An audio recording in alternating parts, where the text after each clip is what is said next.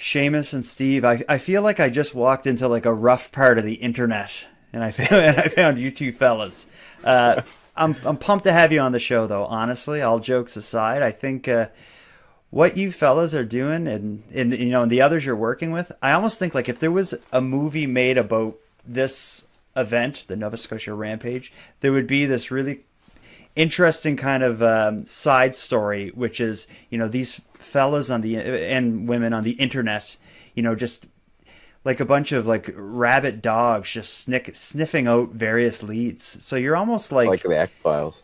oh yeah, you're exactly like those. What are I can't think of the name of those three guys in the X Files, the three computer nerd guys. Yes. Yeah, you're very Yeah. much like them. But I think what you're doing, like you see Paul Palango, who was on here earlier, he's doing amazing work, but he's mainly working on his own. You have this kind of hive mind mentality where there's a group of you, as well as this working together, and then there's this massive community that's following you and chiming in. So I'll go one for one. So Seamus, why don't you start? Just tell me who you are and how you became, so connected to this story. I'm Seamus. I'm Little Gray Cells on YouTube. I have been a YouTuber for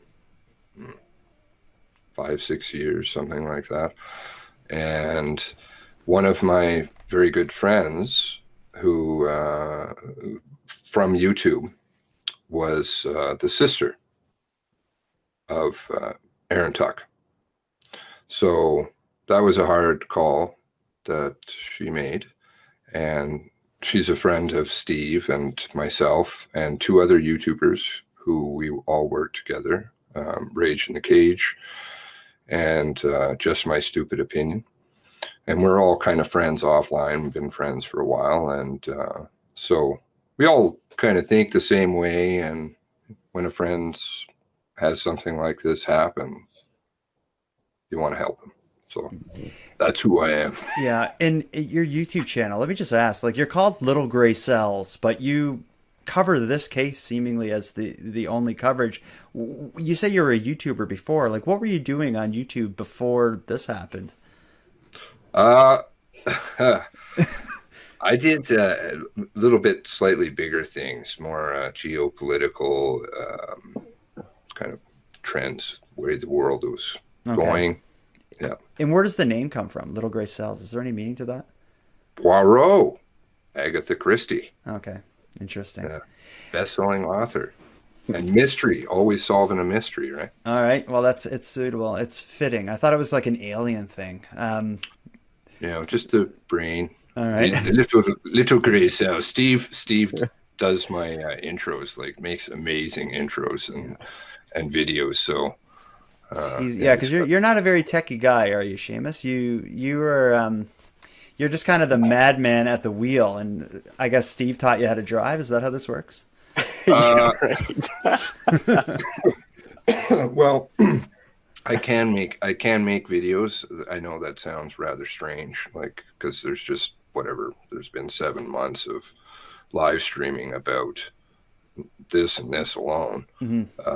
But yeah, I used to make videos once upon a time. To be honest, he is very, very good at videos when he makes them. So Well, tell me I about would you. say he's my teacher. Okay. Well, Uh, tell me about you, Steve. I've been doing YouTube actually for the last couple years. I got into it mainly for political reasons. Back when the election was going on, I just wanted to cover politics and hot issues, and just kind of kept it going. And how did you end up, just like Seamus, so connected with this? Yeah, well, we were both friends with Tara outside of before this happened, right? And when it did happen, it was pretty much we have a friend who's down and out and she needs help. So we're going to do everything we can to put our minds together and try and find an answer for her and all the other families as well. Hmm. So that's what set you off on this. So initially, I'm assuming it started with just you and your closer friends talking about the crime and what had happened and putting the story together. But when did you start seeing like this community kind of building around you? Because the way I see it is there's different kind of groups that are discussing this story on the internet in various groups and whatnot. But the one that surrounds the Little Gray Cells YouTube channel and the rest of you working together, that seems to be the one that's the most extreme and out there and completely obsessed and dedicated to it. Like, when did you see this community start to form? I would easily say day one. Yeah. Yeah. Like, I mean, day one, we were all streaming about it because it just happened and it was a big thing. And pretty much everyone who's in our Discord, they were almost all of them were almost there from day one. Mm-hmm. So it pretty much a dedication from that day that we said, well, we're going to put all of our minds together and try and come up with whatever we can. We're going to try to, comb every corner of the internet and find anything we can to help these people out. And now for you, Seamus, it's the role that I see you filling is almost like I know you're not the lead guy or anything, but it seems like you're almost the public curator of it. Like, all this stuff is happening on Discord, which is not a mainstream website. So a lot of people aren't watching that or reading that. But your YouTube channel, you're like the most unlikely host. You're hunched over, your long hair, you're smoking, you're chit-chatting with the people in the comments. Yeah, right. You don't not smoke. but anyway, it's just like you're not at all the typical host, yet you seem to be the perfect guy or woman or person to curate this madness. Like, how do you see the role you fill? Well, I'm hope I'm not filling a woman role, but I'm not going to go there. Yeah. I it's just a friend, and a lot of new friends that I made along the way, like some really, really great people and a tragic story. And it's just whatever I can do, my little small piece, if it helps in some way, that's great. But it's, the collective, and it's getting more so, unified, and that's the way I see things getting solved. And because you can't solve this kind of stuff by yourself, you just can't. I mean, there's too many threads, and I think this is all day, every day. Oh yeah, you're like I follow your YouTube. I see you on there constantly doing stuff. There's always a story. There's always something to talk about. But I think the reason people can relate to you and can get into your style of hosting or curating or whatnot is you're completely sincere. This is like a 100% genuine thing. And when there's a story like this, whether it's a nasty story like the Nova Scotia rampage or a popular story, if you were talking about a television show I watched, the way you're talking about this, I would follow you because you're the guy I want to get it from, because you're there, you're living it, and you're 100% committed to it. Is it like, why do you think people, relate to your style of, hosting and curating this kind of madness? To be honest with you, I have no idea. I feel sorry for people generally. I might be able to answer that. Yeah, why don't? Because why don't you give honestly, me an idea? He doesn't like to take the credit, but he is like an encyclopedia for this stuff. Oh, absolutely. I don't know how he keeps it all in there, but he does. He keeps all of us on track. He keeps even myself on track. Sometimes I'll call him and I'll say, "Hey, what about this, this, this?" And he'll say, "Oh, well, we went down that, we checked that, and whatever." He just somehow it all clicks for him.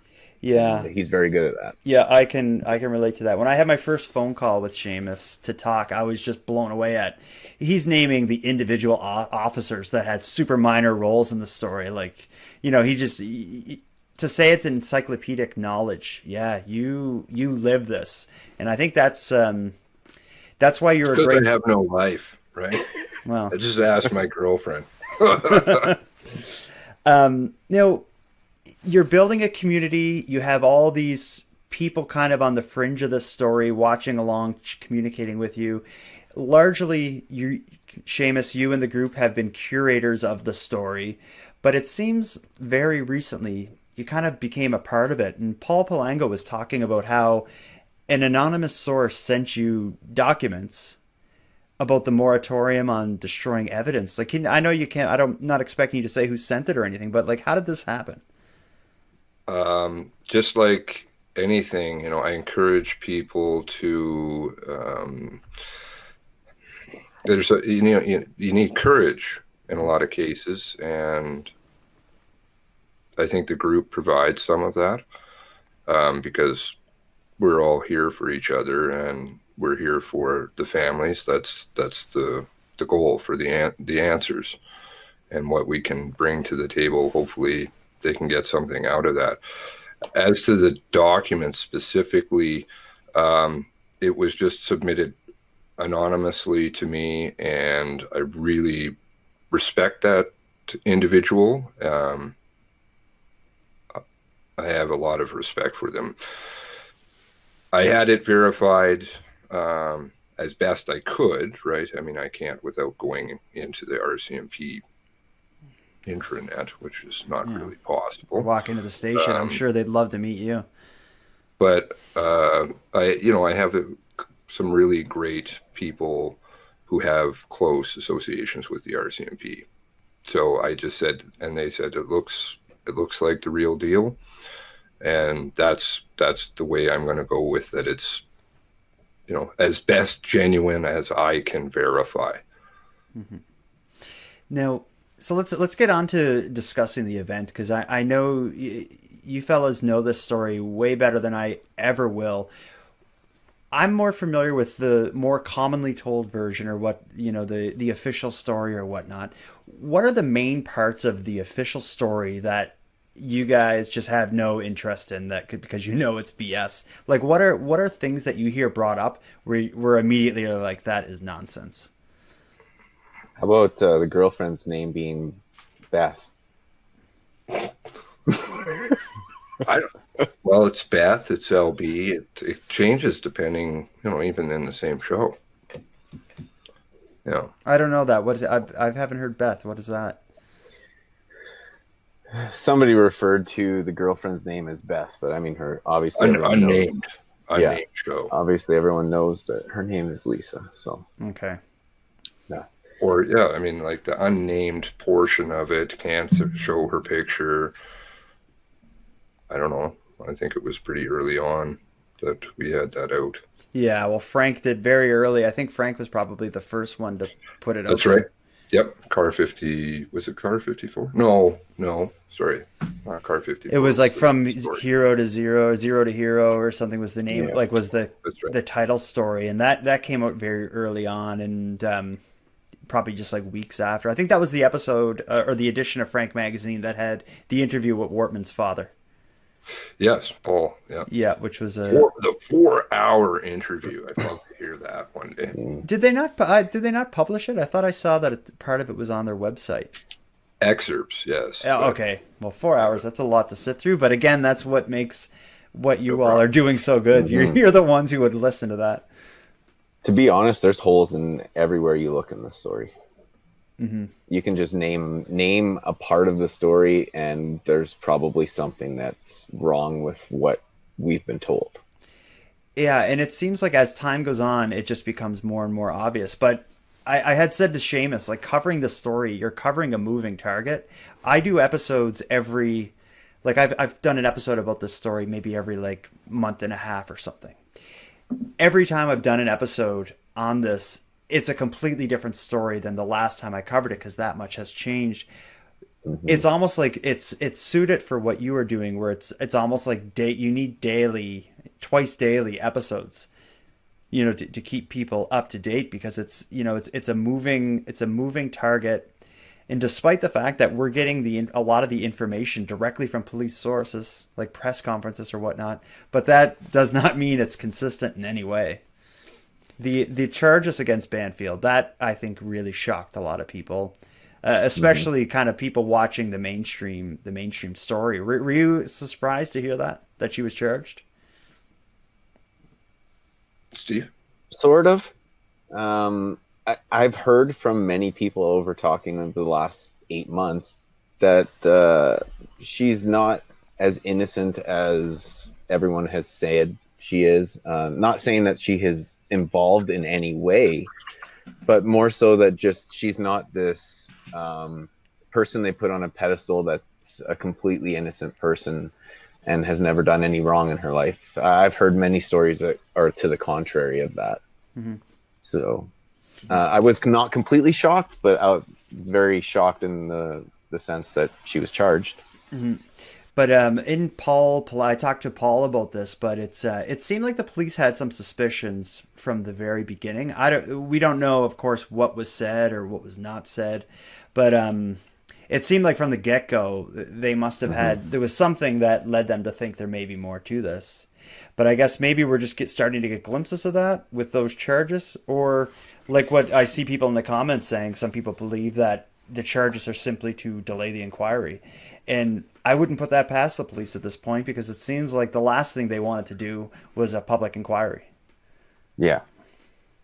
Yes. I mean, they tried every which way to get out of that with the review, with the custom-made rules, and the same appointees moving from the review over to the inquiry. I mean, it's basically a rinse repeat, right? So I wouldn't put a lot of faith in the inquiry to get the answers.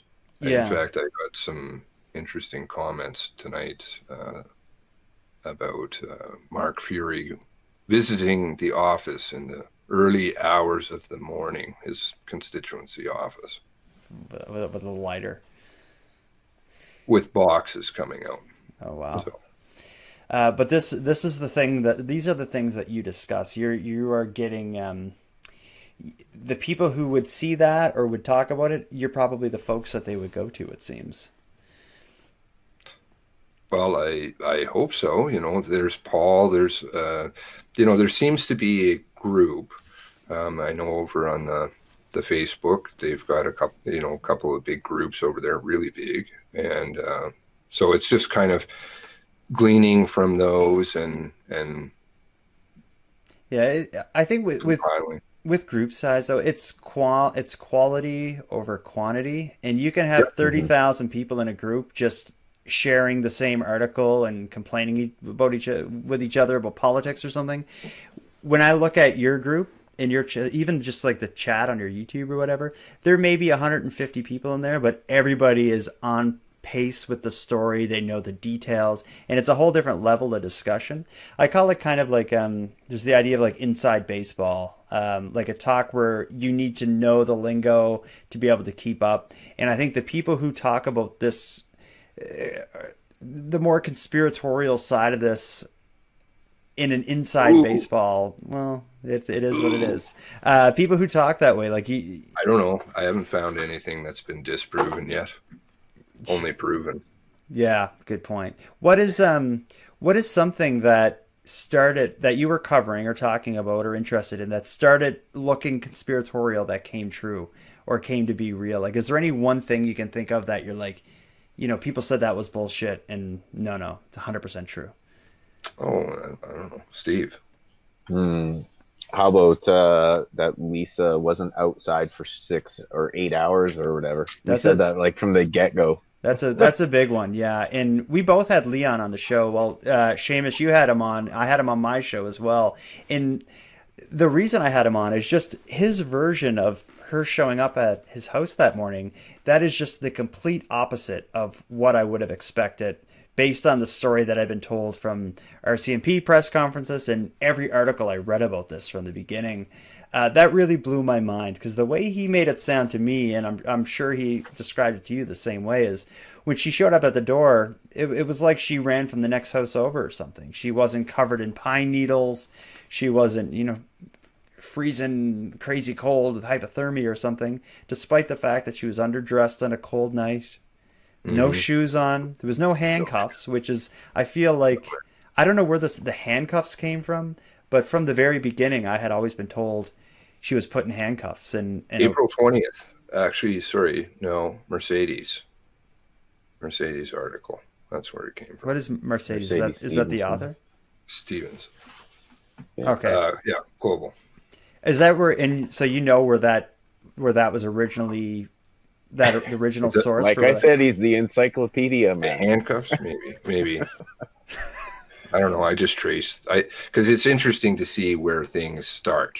Yeah. And then try and figure out who's saying what. So as far Yeah, so as far as you know, that seems to be the first time the handcuffs came into play. I believe, yes, that's the first time the handcuffs were brought in with the anonymous sources, where that seems to always come from. Yeah, So, it's interesting, but Leon's his version of the story is completely different. When he was on your show, I think he went into quite a bit of detail. Like, how did he describe her showing up to you? And let's just to contextualize it, it was a really cold night, like the kind of night where if you spent 6 hours in the room or in the woods, there'd be the chance you'd be hypothermic, like Like Clinton. Clinton. Yeah. like Clinton. Hmm. So what do you know about her coming out of the woods that night, based on your interview with Leon? Just, I don't edit things. I don't believe in that. I try never to censor anything. But Leon told the same story to everybody Mm-hmm. since the beginning, including the RCMP, that he didn't see her hurt in any way physically. He didn't see her dirty. He didn't see her cold. And in fact, if it's his own words, I don't think I'm out of line in repeating that. He didn't believe her story at all. And he said that right from the beginning, Mm-hmm. but everybody would censor that out. And, I came to learn that that just wasn't true. And was very fortunate because somebody in the group had contact with him. That's With how that all came with about. Leon. Yes. Yeah, Mm-hmm. yeah. He's made no secrets about his doubt. He's said that publicly, and I was surprised to hear him say it. But then I was more surprised to see other family members of victims sharing their doubts in her story and their frustrations in her not talking publicly. Like, I've always been surprised that she wouldn't, like, even like I don't expect her to get on camera on CBC and and answer questions from YouTubers and stuff, but I'm surprised that there Absolutely. isn't even like a some kind of press release or something. Mm-hmm. Like, I would How expect, about talking to the families? I think Yeah. that would be a start. yeah, even a private meeting, because they're making no secret about it. Like, families want to talk to her, Hmm. and Hmm. it's And and if it. she's a victim, do you Mhm. think that they could sympathize with each other, On empathize with? that, to that point, if she's a victim, she should be a part of this whole process. Hmm. Yep. Mhm. And I Not all this adversarial role that she seems to have been putting on. And there's, legal stuff going on in the background between and all that, like which I her. won't get into. Yeah, like with her and like there's been news coverage of her and the estate and all this, and With the families. Yep. yeah, and I get that that's all happening. I wouldn't want to speculate on that either, but to see families of victims, calling her out for not sharing information publicly, like, of course, I assume she's compelled legally to take part in the inquiry, but yeah, I just think I can't imagine a world in which if I was in that position, I wouldn't be offering a sit down. Yeah, I Mm-hmm. don't think that what bothers the families from what I've heard, and I definitely do not speak to all the families, but a few members, yes. And what they would like is just to have some answers for themselves, and that's private conversation. And I fully support that. Why would you not want to help bring peace and comfort to somebody whose life has been altered Hmm. and shattered in a way that will never be repaired? Yeah. Mm-hmm. And then just the waiting. Like, if everybody needs to wait for the inquiry, which again, there was a fight to make it happen. There's questions about the people involved. There's a lot of people who have a good reason to say it may never be completed. If we as regular citizens, and then to consider the families, if they're expected to wait for that, that doesn't seem right. There's a lot of re-victimization of the families Well, repeatedly, yeah, like and making by the them RCMP making them march with signs outside of the police station, is lying to them that's one line. Yeah. openly. There's a Openly lot of lying. waiting for things too, as far as like how about CERT? Hmm. We're still waiting on them. Yep. I'm sure there is probably a couple of people in here. I know that in the chat right now that are affected with what happened down in Onslow, and they want answers. Mm-hmm. And they deserve answers. Yeah. What do Not you? the we want trust nonsense babble that the RCMP gives them. Mm-hmm. They haven't even got an apology. Mm-hmm.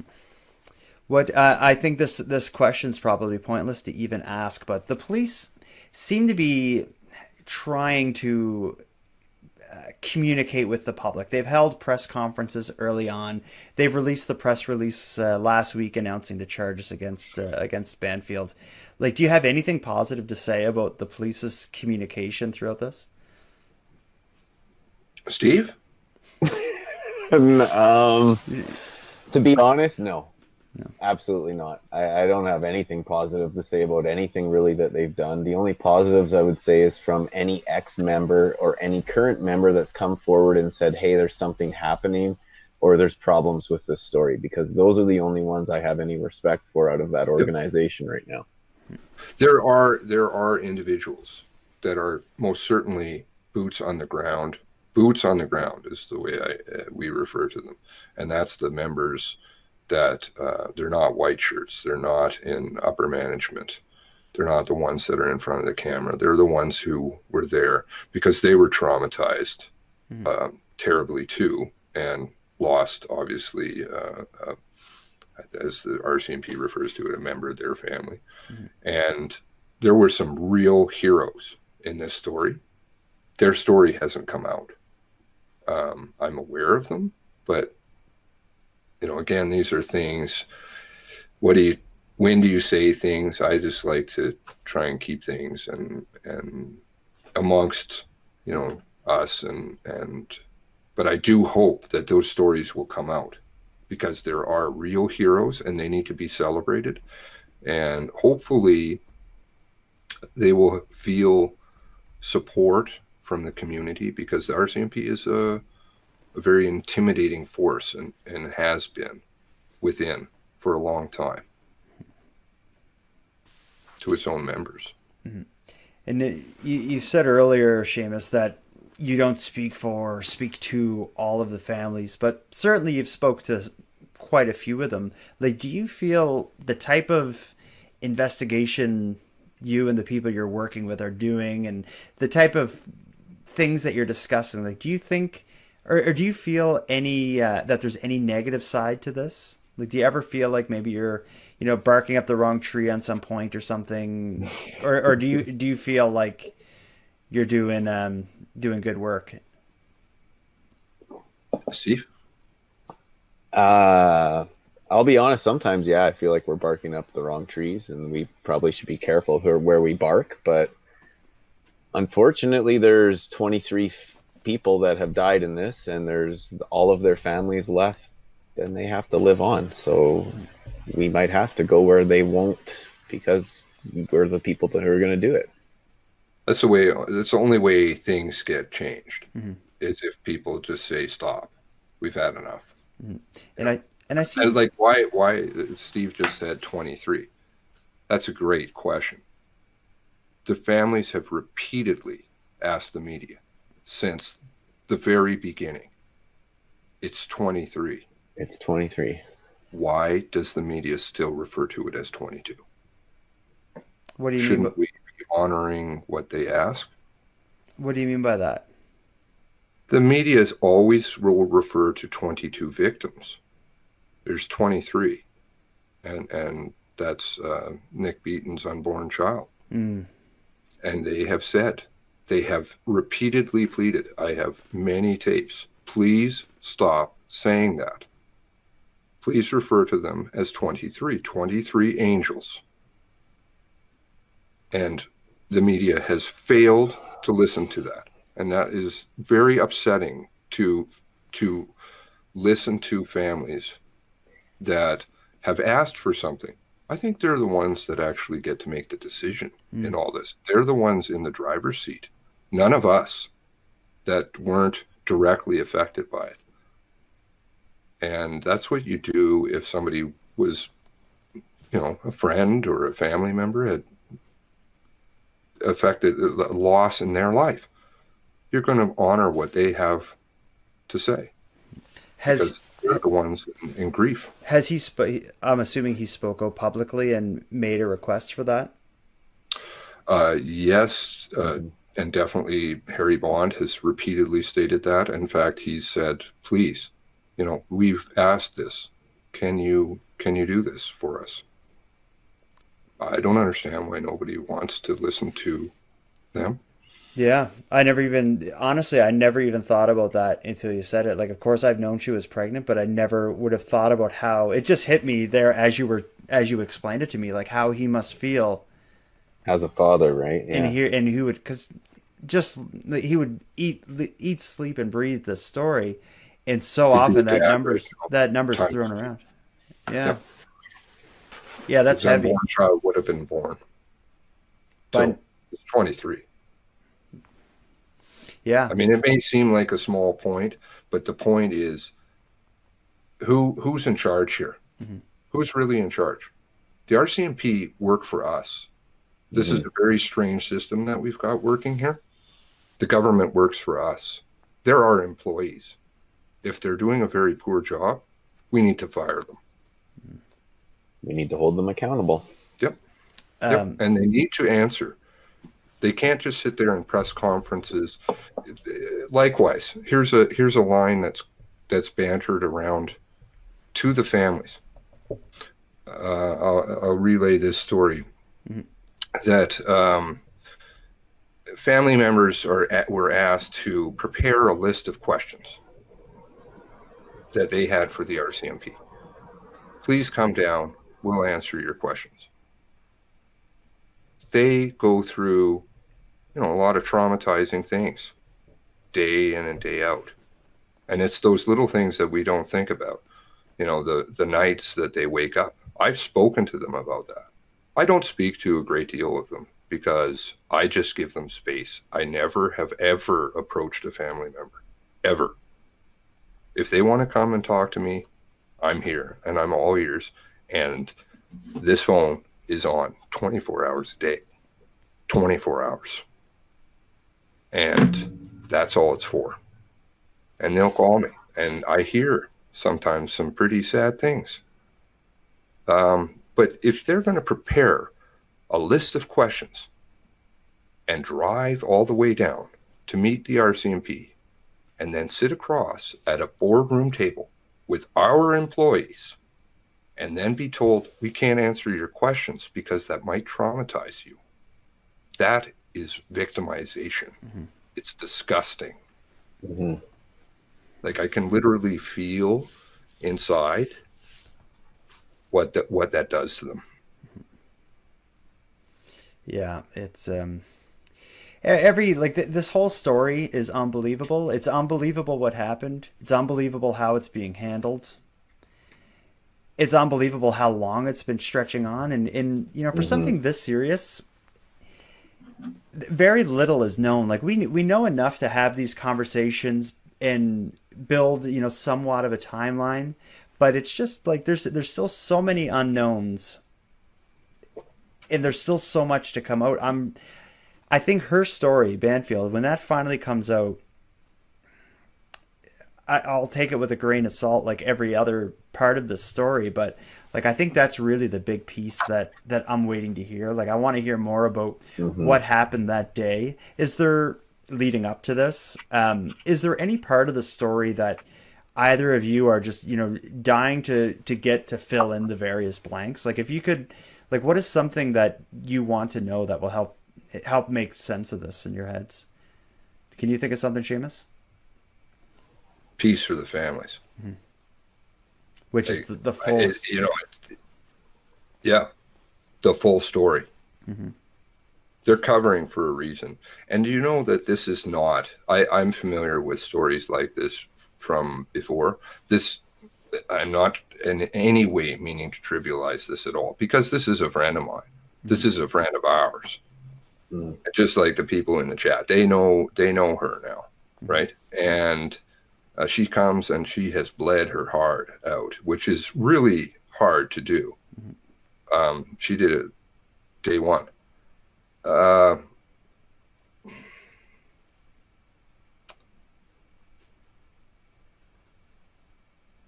they need peace, and we need to be there just as human beings. The thing is that Steve and I are friends with Tara. There are lots of people in our group, 380 of them. 380, and that's just a closed group now. Like, nobody can join at this point in time because we got infiltrated by some people who had some other purposes. And Paul speaks about that. Yeah, it's absolutely true. The RCMP are doing things to actively work against the families. Again, disgusting. My employee, I want him fired. I want to celebrate the boots on the ground heroes that worked hard that night.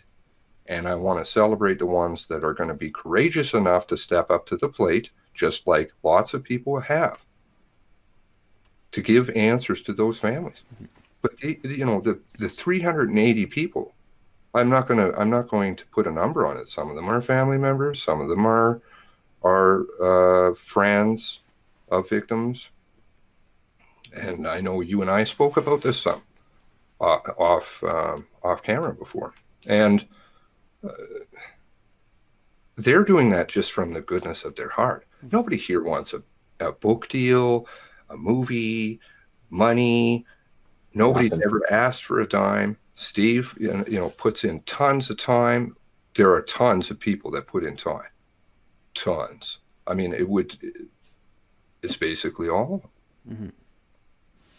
There's a detail of the story, just to change gears here. There's a detail of the story that the very early part of what happened that night, I'm learning that kind of the story that I thought was what happened isn't at all true. But one part of it is, and again, maybe you know where this came from, Seamus, but I had heard it as Wortman and Lisa were at the Tuck's house for like a party that night or something. That was kind of the first version of the story that I heard, and that whatever trouble started between Wortman and Lisa had started at their house. But then when I was reading today, I think it was one of the articles, and Frank talked about Wortman and Lisa were actually like on a Skype call with friends in the U.S. or something. Do you know where they actually were when this started?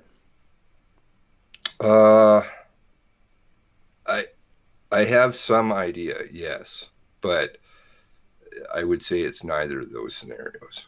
Okay. They were involved, according to Lisa, in the warrant. But again, this is not a warrant that has been a direct statement. And anybody who wants to familiarize themselves with how much hiding is going on, I would say, watch this. Sharpie, now they've gotten into white pages, on these warrants. It's really, really gross, actually, to look at. But the warrants aren't direct statements. What they are is summaries done by officers, which are then again summarized again, which are then fought about in court because they don't want to release anything. And they're late drafted. Paul spoke to that. It seems to be a, quote, ever evolving story. The latest warrant that they released was drafted May 5th. May 5th. If they just keep points that get brought up early, i.e. coat. Where's the coat? Suddenly there's a coat that appears in the new warrant. Why? Why is that not there? Why are we fighting about this? That's tax. That's everybody's money. That's family's money. To get them answers, this is really ridiculous. But what it does symbolize is that they're really covering something at the upper levels that they're deeply ashamed of. And possibly, and I would say, I would put my money on it, criminal. And that they want to run as far as they can from it. Any which way that they can. And they will sabotage, they will do whatever they can. Steve, are you? Yeah, I would say they've done many things that they should be afraid of, the way that people look at them right now, because their actions at the beginning, like you were saying there, from the get-go, there's questions I have, like, about why were the kids waiting so long? Why were they told to stand down and not go in and save these children? Mhm. That is, if that had ever happened to anyone that was my family, I'll tell you, I don't think the reaction that the cops would be getting from me would be enjoyable. I'd be standing at their door every day waiting to find out why they didn't go in to save children. Like, these are the most vulnerable people of our society, and you're just going to leave them sit there? For over 2 hours. 2 hours. It's disgusting, actually. Across. Why these cops are still working boggles my mind. We pay these people to do what? To protect us? Oh, that's protecting. That's protecting. You're going to leave children sitting there terrified after they just watched people get killed. Mm-hmm. It's unbelievable. Yeah, and you're talking about, like, in Portapic, the children who ran from one house to the next, and then eventually, did they not hide in the woods? Like, what was kind of the route that the children took to safety? Have they spoken about that publicly? Okay, so. geez, so you know too much. I believe they all grouped up together, mm-hmm. right? So, but they were on the phone with 911. They just, saw. I don't even want to repeat it. Mm-hmm. Tyler Blair does a really great job on Fifth Estate. Fifth Estate did some real great gatekeeping, and I'm going to be happy to put some of those clips together and show that. Because if you want to play that game, 2 can go. But he really spoke his mind. The composure of these families, frankly, I don't know how they do it. I get on camera. I'm not an angry person, but this stuff does get me really emotionally involved, because I'm like, what the hell are you doing? Mm-hmm. You're going to leave kids who experienced that, who saw what they saw on a phone? It's a shame. With 911? What about the 911 operator? These could be any of our kids. Mm-hmm. Thank God it's not. But the way that we make sure that never happens again is we change this. And there were heroes, like I said, real RCMP heroes. And they need to be identified and celebrated. Mm-hmm. Dave Lilly, standing there on the side of the road, talking out of turn. That's a code of conduct violation he did. Sergeant, lifelong career RCMP member. And he said, listen, we could have done more here. He spoke out. He didn't go through the official channels. And, I won't get into what, but why aren't we talking about that? Mm-hmm. Why aren't we lifting up these people? I'm not here or Steve's not here. None of these people are here to tear down the RCMP. Absolutely not. It's our iconic heroes, right? Let me ask you, what is a part of this story that other than your quest for justice and truth and and relieving the pain of the families, is there any kind of piece of the story that you're presently working on, chipping away at? Is there some aspect of this crime that you've been spending the day thinking about?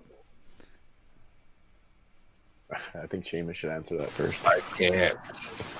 I can't. Sheldon, I think Seamus, I think you have the whole thing happening all the time. Like you, I sleep it. I do. Bet. Yep. And there are people that I visit with who aren't directly involved in the story who additionally have that. Like, they dream about it. It's not a dream. It's a nightmare. But they're trying to figure out what's going on here. Again, why? This is a police force about a man who's dead. You want to throw up now? You want to throw up a 101? Criminal charge 101? Criminal code? Seriously? And then you're going to have the same groups come out and defend them. We have two men involved now. Two men, her brother-in-law and her brother. Mm-hmm. It's not like they were getting beaten up, were they? I don't think so. Yeah, I would, but maybe Maybe I'm mistaken. But And with the charges against them, will we not get access to details of those charges before the inquiry takes place? Like, I would think there would be some other route to learning about the charges put against these three, besides waiting for the inquiry to tell us what they learned. well, you I can. was Sorry. I was gonna say, based on the way things have panned out, like prior to this, I would say it's pretty safe to say that we'll see something that comes out on the internet, because mostly everything else has shown up. So I think at some point these documents will show up about them. Yeah, that's going to be really interesting because it's yeah, I'm left to speculate as to what involvement the brothers would have had or she would have had with buying firearms. I'm just thinking if what I think some people want to think is that maybe he pressured her to, buy this stuff for him because he couldn't or he didn't want it in his name or something like that. That's one story, but where do the brothers come in that story? And for them to be charged, they would have to have pretty good evidence that they were, committing this crime. So I'm They're procuring ammunition mhm. with illegally, by all accounts. I'd have to. I don't quote me on this, but Yeah, no one will hear I come this. from a legal family, but I'm pretty sure that all of these people have a pal. I know the RCMP wants to. That's their program, Hmm. but they want to call it, what do they? FAC. That program was abolished years ago because they want to look like, this is part of it. They want to look foolish so that people are like, oh, there, it was just a mistake. No. So these people, by all appearances, look like they had a personal acquisition license, meaning they all had gun licenses. Hmm. I think they would have also had to have a restricted as well, didn't they, for the Smith and Wesson? They didn't. This is not about weapons. This was just about ammunition. It's a very Yeah. minor charge. It's a summary conviction. I don't even think, frankly, you're going to see anything out of it. What it is that probably there's something going on in the background. And I have heard some birds in the background saying that there's more coming at the end of the month. I hope so. But I think if there isn't a lot to it, just the optics of pressing charges, like the RCMP, I'm sure they must understand how sensitive everything they do is in this story. The optics associated with them pressing charges against her in this climate, which is very, defund the police and all this, I'm just thinking they must have known this was a PR nightmare going into it. And they must have they must have double checked their hands a few times before they did anything. That's the way I see it anyway. They created it. Mm-hmm. They created it. I'd like to see, real hardcore proof, not somebody saying they heard something, or because that's hearsay. The one witness who has come forward, there's actually two more, but there's interesting things about that too. But the one person who's come forward about this, all hearsay. I've given that article to people who have nothing to do with the story and asked them to read it. They've laughed at me. There's nothing in there that person saw. It's hearsay, inadmissible. I use like pieces of paper. It's garbage. In court, my grandfather, anybody in my family, all lawyers or judges, would have thrown that out right away. Garbage.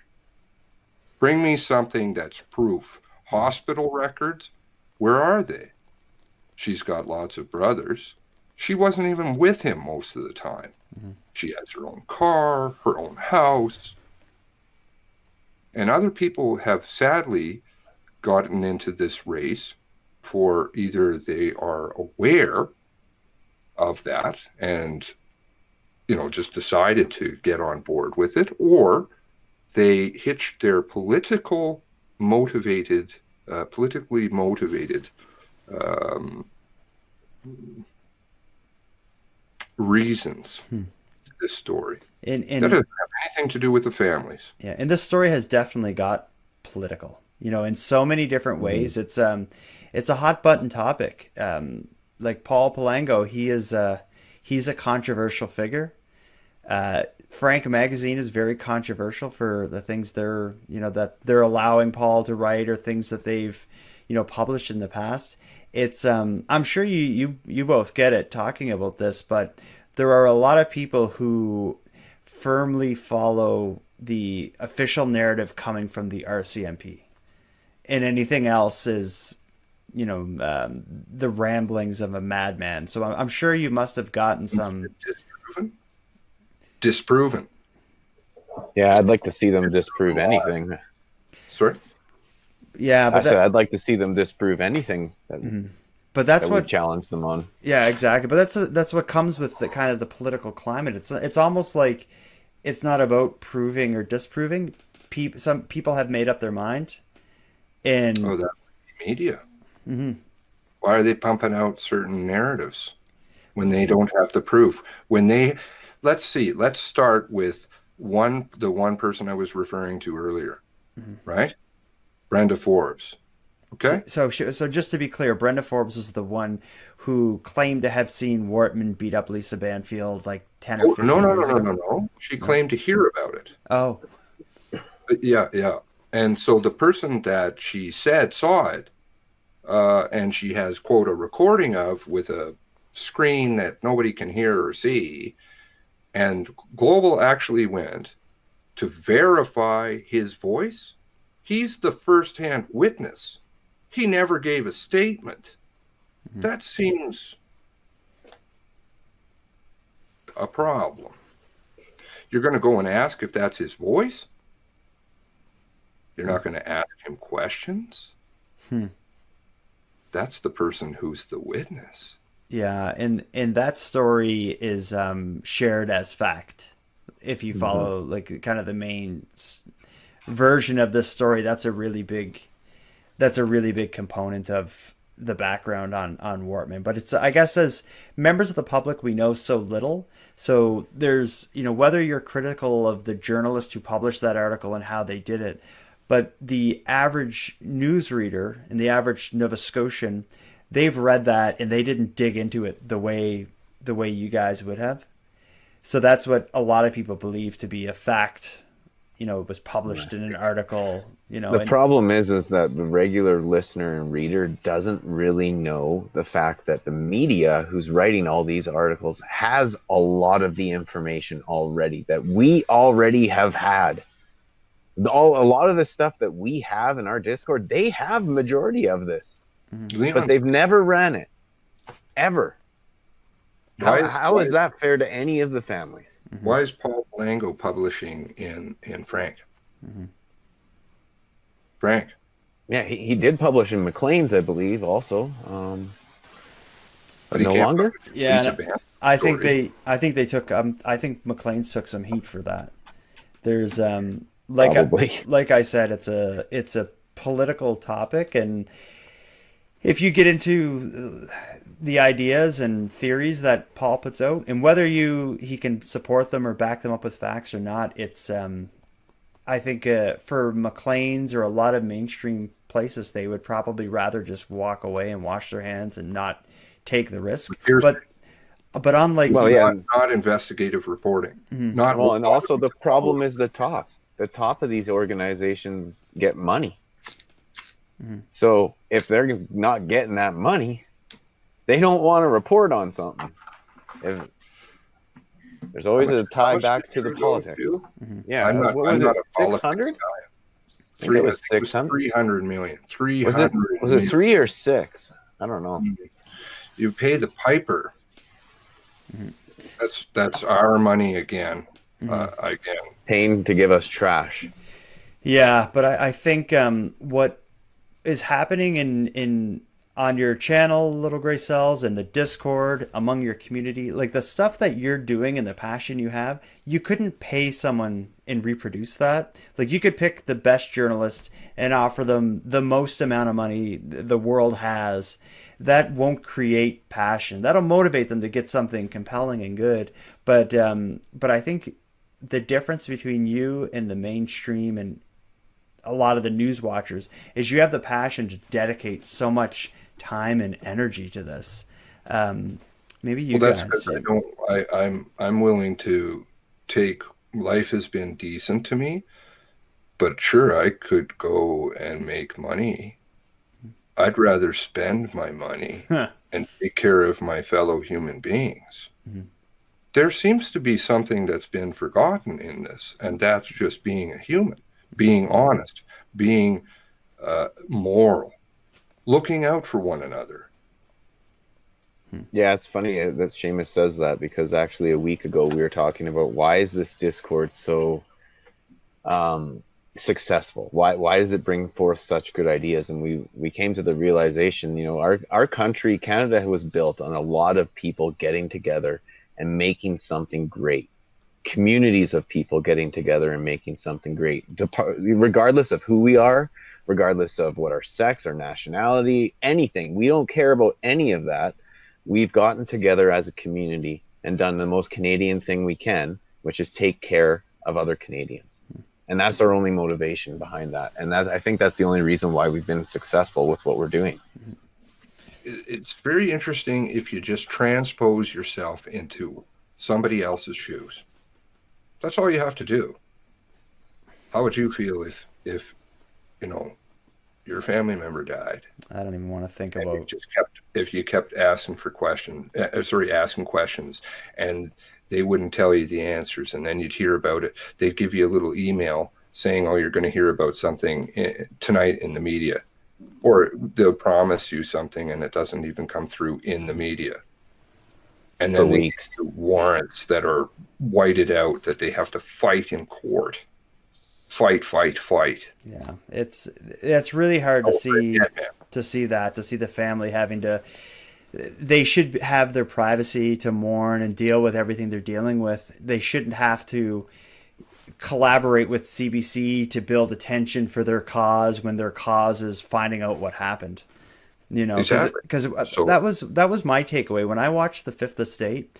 What really broke my heart was, as I was watching, I could almost feel that every family member on there, I got the sense that they were opening themselves up and collaborating as they saw that as their opportunity to speak to the public through this piece, with the goal of getting support to put pressure on the RCMP to tell them what the hell happened to their family. And that just seems really awful. Like I've had as a podcaster and creator or whatever, I'll have someone who will come to me with like, you know, I'm releasing a new book. I'd like to come on your show and I'll talk about my book. And, you know, being on your show will help me sell books to people who watch your show. I kind of felt, instead of an author trying to sell a book, they're having, you know, the son of someone or daughter of someone who was killed. And instead of selling the book, they're finding out what happened.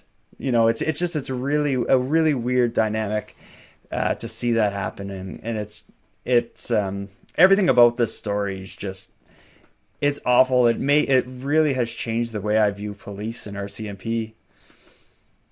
Who's CBC? Who owns CBC? I mean, this is really backward. Yeah. We've really got this one screwed up. It seems And why do they have to bleed publicly? They should be having time to grieve. And instead, they actually literally have to spend day and night fighting for this stuff. Yeah. I don't, that's why I hope we can do at least something to get some answers. And I do believe, frankly, you know, this group, and it's a group, has put pressure that they are not used to. Yeah. And it's only going to grow because people have hearts. They're still there.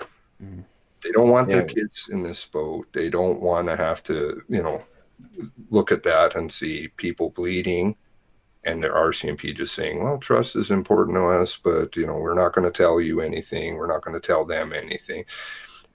I loved Fury sitting up there, and he literally said, We understand that the families want a public inquiry, but we've decided this is better. That was something. Or McNeil crying the other day on stage and saying the most severe issue that he has to deal with in his entire political career. It's a great excerpt. The entire thing, the most serious issue he's had to deal with in his career, or one of the most, crying in the middle of all this, is domestic violence, which is a very serious and a very real issue. But he's got 23 homicides on his hands. You better deal with that one. That would make me cry. That would keep me up at night. And it does keep me up at night. And it keeps a lot of these people, Steve, Adrian, Kage, all these family members. Oh my God.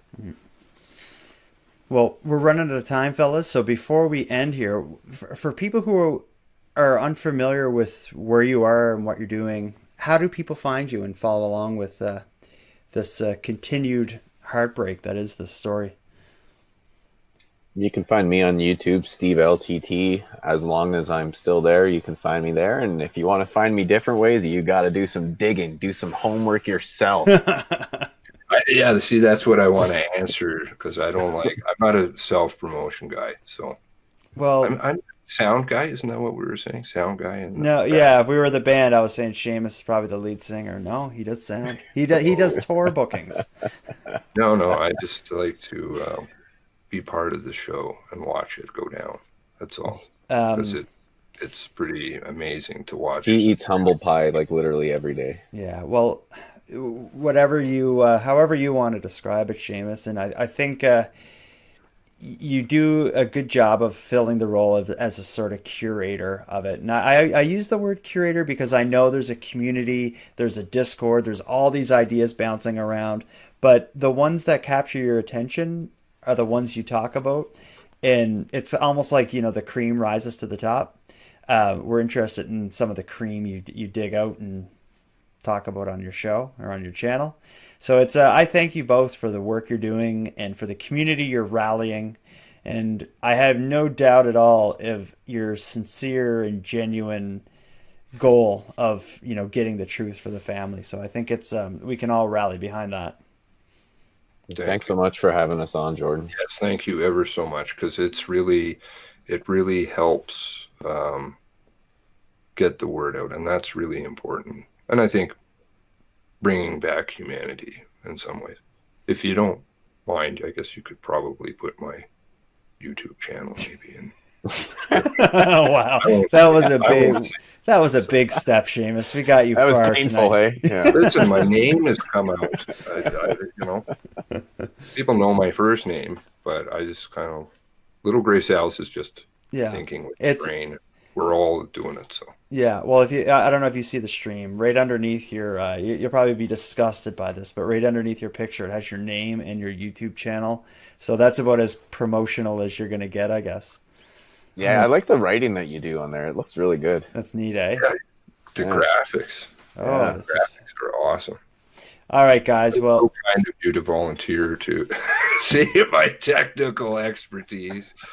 Jordan's like, if you want some help with your thumbnails, look at my thumbnails. No. I just said, I was like, if you ever want art or something, I do, like, before I was podcasting, I did a lot of graphic design and photography and stuff. So it's like this, I can throw that stuff together so quick. So if you ever need anything, I'd be happy to make you something. It's like if you had an idea. I hope that people will come and sub to your channel. Yes. Because there's a lot of us in here, and you've been doing some great coverage. Yeah, well, my coverage of this is your audience would. What I've done is definitely not for your audience. Mine would be very surface level, but what I get deeper into is like I cover Canadian crime, mysteries, weird stories. So just any like.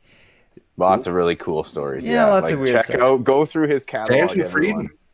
I saw that, yeah. What is it?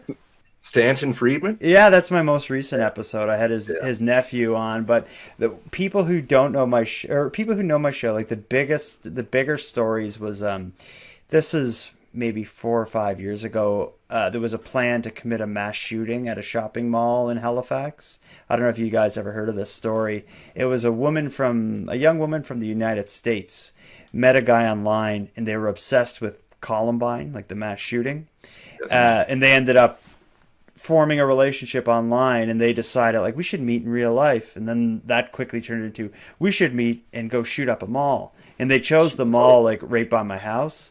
And what ended up happening was she came in from the States. She was from Geneva, Illinois, and she blew it at the airport when they were asking her. The border security is like, what are you doing here? It was Valentine's when she was coming. She said, I'm here for a romantic weekend with my boyfriend. And that's how she answered. She had a one-way ticket and a backpack, and all she had in the backpack was a leather trench coat. And so they started to ask some questions, put the heat on the boyfriend. He killed himself before the police could arrest them. She's now in prison doing life, and she had never talked to the press at all. But my podcast was aired on local radio in Halifax at the time, and she liked my podcast, and she agreed to she hadn't talked to anybody, not even the police. Wow. And she agreed to come on and tell the story. And It's like, man, if you want to hear something wild, it's like a 2 or 3 part series. Her name is Lindsay Suvanarath.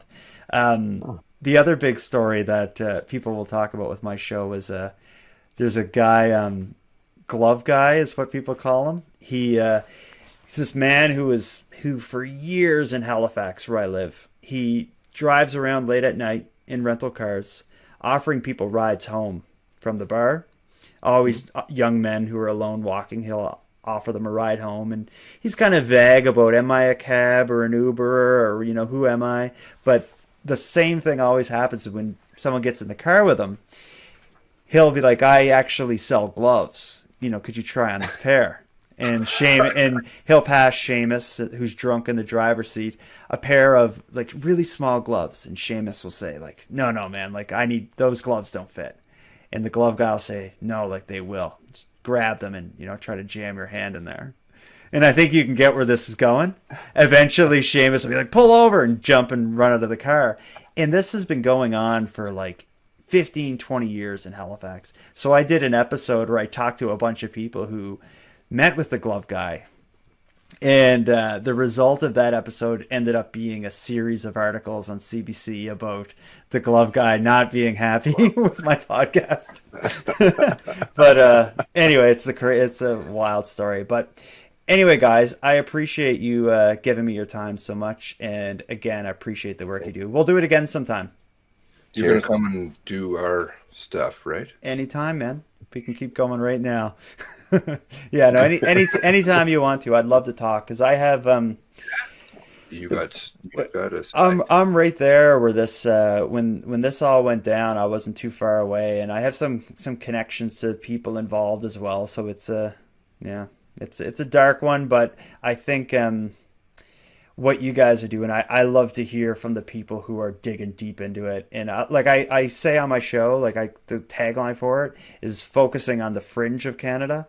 And I think you exist there. You're on the fringe of the people looking into the story. And and you're not what you're doing is very cool and very interesting. That's for sure. Hopefully we won't be the fringe. Hopefully we'll become the norm. Well, you know what? I'm sure there's people who would pass through your group and be like, these people are all nuts. But then they'll read an article in 2 months' time and be like, oh shit. That's probably very true. Yeah, I'm sure it's happened. Yeah. Anyway, guys, I'll let you. I see people chiming up in the chat. I don't know if you see that, Seamus, but I think people are hoping you're gonna go. You're gonna go live in your room, so you can. Sure. I don't know if you can see the chat there, but I've seen a few people say, "Seamus, are you going on after this?" I can't. Yeah, we'll send you the link, Jordan. Yeah. Yeah. Do you want to come and drop by? I'm going to bed, man. I'm in Atlantic time. It's midnight here. I got 2 kids. Yeah. Come on, Seamus. Yeah. Just it naps. That's what work. Oh yeah. We'll still be on there going when you wake up. Don't worry. Yeah. Exactly. All right, guys. Well, this has been awesome. Right. Take care. Thank you, Later, fellas. My pleasure.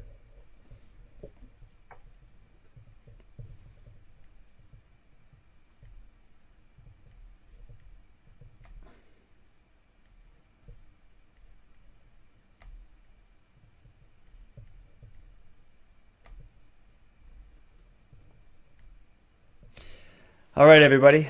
That was a hell of a night going deep into the. I've always said like the undercurrent of the story as to what's going on with the Portapic rampage.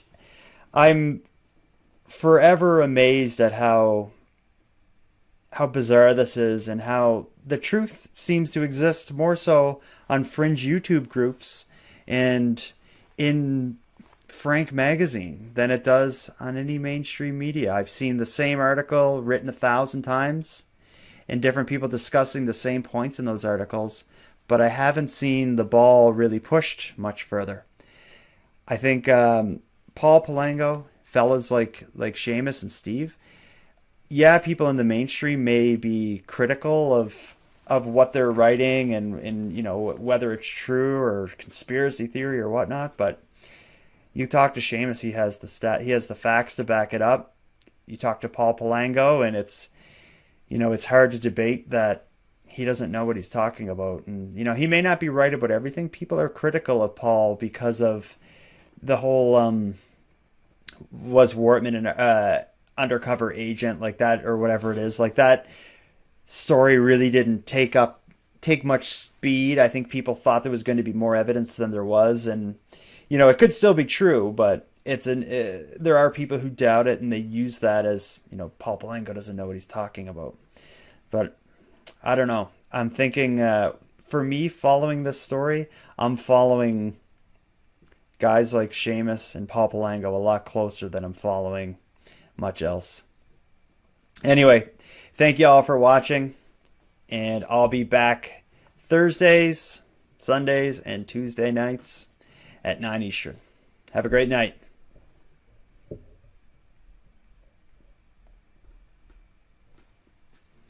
Thank you, Green. Thank you, Nikki. Thank you, Jumbo. RT from Pictou County. I was getting distracted there. I saw you were Miles' cousin. I love Miles. I love Miles' story. Miles was the witness to the Pictou County Bigfoot almost attack. I don't know if you ask Miles, it was an attack, but if you actually think about it, he really just heard something and ran through the woods with his friends. But yeah, great having you here, Jumbo. I saw you in the chat right from the beginning. And thank you, Green Bastard. Raging Humanist. There was 5 girlfriends. It's not his story. 5 of us, damn it. Were you there too, Raging Human? Yeah. I think it was Miles' dad's story. Because I found his side of the story most compelling. Which is, his son and his friend and his friends stumbling out of the woods terrified that they saw Bigfoot. And then he drove them all home. Miles is my cousin. Oh, maybe I mixed you up, Raging Humanist and RT. It's hard to follow the chat as you're talking. I try to he was 2 feet from me. Nobody saw anything. We just heard whatever it was. I think what you heard, man, we sure changed topics here. I think it was Bigfoot. Yeah, my pleasure, and a citizen. It's I'm glad to hear those guys talk, and having them on the show and streaming it. It's just a good excuse to dig deeper into it. I read Paul Palango's all his articles in Frank this morning, and it's eye-opening stuff. It's Chupacabra. It was a Mexican Bigfoot. Thank you, Mark. I'm going to, what we just heard, like I take the live streams. I used to do the same thing for my podcast, and I just didn't stream it. I would just talk to people like this and record it. Recently, I thought, why the hell didn't I just stream this stuff? So I'm going to take the audio from those 2 conversations. So there was 2 hours of talking there. I'll tidy it up to make it shorter and more to the point. And if I asked a question and the answer didn't go in a really interesting direction or something. I may take parts of it out, but eventually what'll happen is that 2-hour stream that we just did will turn into probably an hour and 25-minute long podcast any day now. Jumbo, I'd love to have more Paul Palango. People still crap on me for having him on last time. So I got to balance my own interest in what Paul says versus the people who are like, he's insane. I definitely got some criticism when I had him on the last time, but it's like, his stories are great. It's just there's a lot of people who follow my show that hearing Paul talk is pulling the wool off the whole story way more than they're ready for. If you watch Seamus and you're in the Facebook groups and you're digging into the kind of the details of this, that's one thing. But for the person who's just read CBC and then all of a sudden, you release they listen to my podcast, then all of a sudden, I throw Paul Palango at them. That's a lot.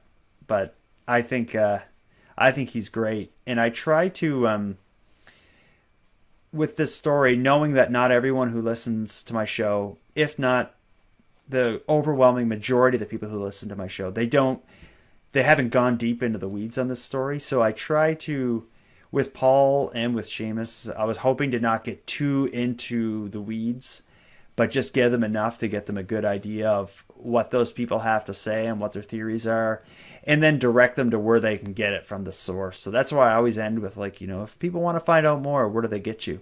So what I kind of thought is someone who listens to my show will hear Paul, he'll say some interesting stuff. Maybe they'll go buy Frank magazine and read the real dirt, and that'll set them off on down a rabbit hole. Same with Seamus. It's I just want people who watch my show and listen to my show to know that he's out there doing that.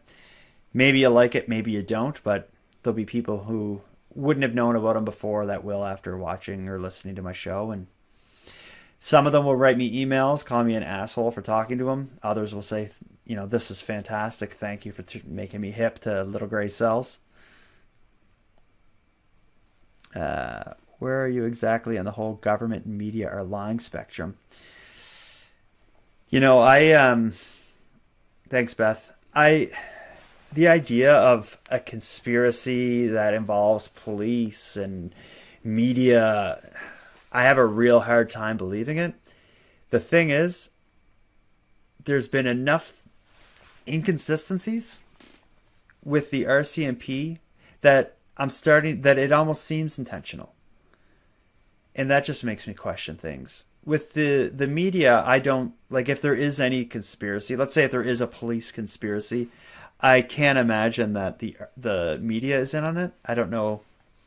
I know what Seamus and them would say, who pays their CBC, it's government, and the government's police. And yeah, I think if CBC came out with an article tomorrow morning that pointed a hard finger at Lisa Banfield, they would get pulled through the mud so hard by people who don't want to hear that. I think they would only do an article like that as if they had really, really compelling evidence to justify it. With the RCMP, I'm thinking if there's a conspiracy, I think they're just covering their tracks, because I don't think there's any question they screwed up. And I can only imagine there's pretty big lawsuits on the way from the families. But I can't imagine a world in which the RCMP intentionally cover their tracks to avoid a lawsuit that's inevitably coming. If he was a paid informant or something like that, like Paul Palango suggests, he would have had to be pretty damn important for them, at all levels of RCMP to be willing to stick their neck out to protect that. Maybe we're giving the RCMP too much credit. I want to show you something here if you're watching. I saw this on Twitter, and I shared it on my Twitter. It's let me find that here. One sec.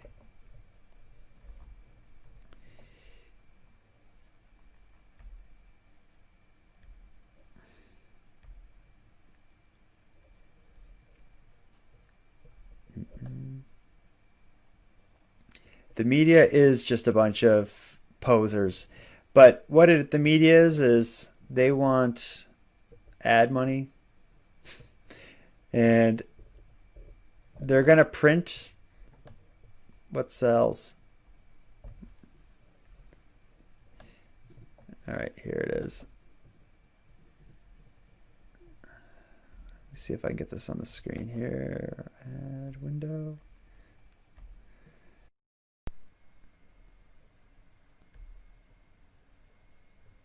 Yeah, here it is here. Okay, so this is a post that the RC. I'm gonna pull it. Sorry, this is taking me so long. This is a post from Twitter. The RCMP very proud of this drug bust. I don't know how well you can see it, but this is the RCMP in the Northwest Territories and their huge illegal cannabis bust. You may not be able to tell well, but you see near the top right is a bag of quarters. The far left is like a jam jar that has like a $5 bill and a $10 bill. The bags on the far right are just bags of empty baggies. And then just to the left of center, you see probably a couple ounces of marijuana. I think the RCMP may want to stick with major crimes like this. I saw this post, the fact that the RCMP shared it from their official accounts, I thought like this must be some kind of like viral marketing thing that the RCMP is doing. But then I was like, no, like they're dead serious, like proud of this. You hear people all over the country like calling for the police to be defunded. If there's ever been an argument for maybe the police don't need as much money directed towards them and we should direct some more towards social causes, if you ever wanted a case for that, this tweet does it. All right, so let me get this out of here.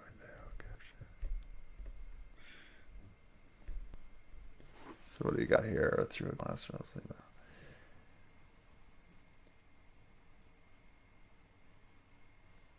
Yeah, I think I'm not expecting the media to blow this story open anytime soon. My honest opinion is that the inquiry is going to eventually do the right thing. I know it's not going to be perfect, but I think the fullest and most complete version of the story will come out with the inquiry. We'll see if that's true. Maybe it's wishful thinking, but I'm just thinking of like September 11th. I followed that very closely at the time that all happened. And I thought I knew the story, and then eventually... my pleasure, Matt. And then eventually the RCMP released their, or not the RCMP, my God. Whoever was put together to release to do the inquiry and release like the findings on 9/11. It went so in depth of everything they were able to piece together. I would love it to see something like that in a story. If we ever get it, who knows? Anyway, everybody. That's it for me. So I'll see you. Hopefully, I'll see some of you again Thursday at 9 Eastern. Thursday at 9, it's not going to be a specific topic. It's going to be a call-in, hangout, Q&A kind of thing. That'll be co-hosted with the patron supporters of the Nighttime Podcast. So, find Ryan Dawson if you want to know. Oh, my God. Anyway, on that note, I am out of here. Have a great night, everybody.